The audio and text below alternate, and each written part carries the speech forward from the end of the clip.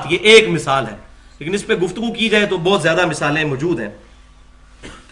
اب واپس آئیں اسی دلائل النبوہ امام بہیقی کی، تو میں نے بتایا یہاں تک تو اجماع ہے کہ آپ صلی اللہ علیہ وسلم کی پیدائش کا مبارک دن جو ہے وہ سوموار ہے اور مہینہ ربیع الاول، اور تاریخ کے اوپر اختلاف ہے، وہ انشاءاللہ آج وہ بھی کلیئر ہو جائے گا۔ تو وہی جو دلائل النبوہ ہے امام بہیقی رحمۃ اللہ علیہ کی، اس میں جو پہلا چیپٹر ہے جس کا نام ہے کہ نبی صلی اللہ علیہ وسلم کی پیدائش کس دن ہوئی، اس چیپٹر کے اندر پہلی دو حدیثیں امام بہیقی رحمۃ اللہ علیہ وہی لے کے آئے ہیں جو صحیح مسلم میں کتاب الصیام چیپٹر میں 2750 نمبر حدیث ہے، کہ نبی صلی اللہ علیہ وسلم پیر کا روزہ رکھا کرتے تھے۔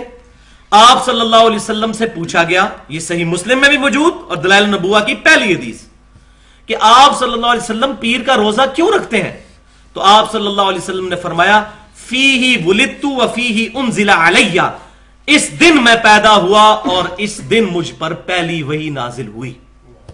اور یہ سوموار کے دن کی بڑی اہمیت ہے۔ اب یہاں ٹائم نہیں، میں آپ کو صحیح سند کے ساتھ بتاتا کہ نبی صلی اللہ علیہ وسلم جب مکے سے ہجرت کے لیے نکلے ہیں اس دن بھی سوموار کا دن تھا، جب مدینہ شریف پہنچے ہیں اس دن بھی سوموار کا دن تھا۔ اسی طریقے سے آپ صلی اللہ علیہ وسلم پر پہلی وحی تو سن لیا، سوموار والے دن نازل ہوئی، آپ کی پیدائش بھی سوموار والے دن ہوئی، اور پھر آپ کی وفات بھی سوموار والے دن ہوئی۔ اس کے علاوہ اور بڑے بڑے ایونٹس آپ صلی اللہ علیہ وسلم کی مبارک زندگی میں منڈے والے دن ہوئے ہیں۔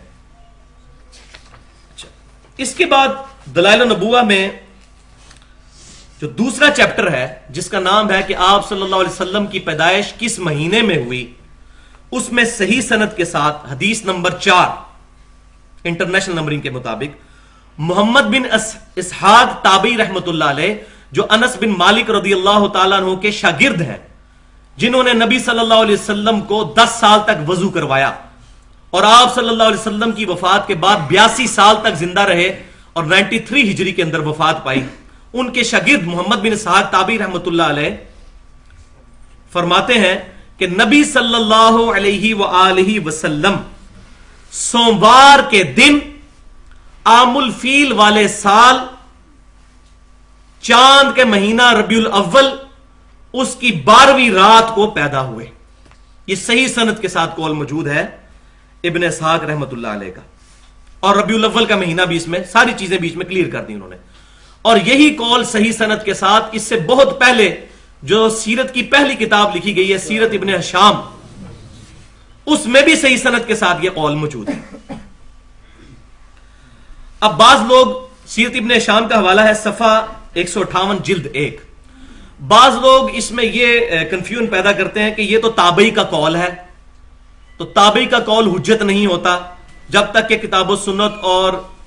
صحابی کا قول جو ہے نہ لیا جائے۔ تو یہ بات یاد رکھیں، یہ دنیا کا کوئی فارمولہ نہیں ہے ایسا۔ اصل چیز یہ ہے کہ اگر کسی تابعی کا قول کتاب و سنت اجماع اور صحابہ کے اقوال سے ٹکرا جائے پھر تو ایکسیپٹیبل نہیں ہے، اور اگر نہ ٹکرائے پھر ایکسیپٹیبل ہے، کیونکہ بخاری اور مسلم کی متفق علیہ حدیث ہے، سب سے بہتر زمانہ میرا، پھر میرے صحابہ کا، پھر تابعین کا، پھر تبع تابعین کا۔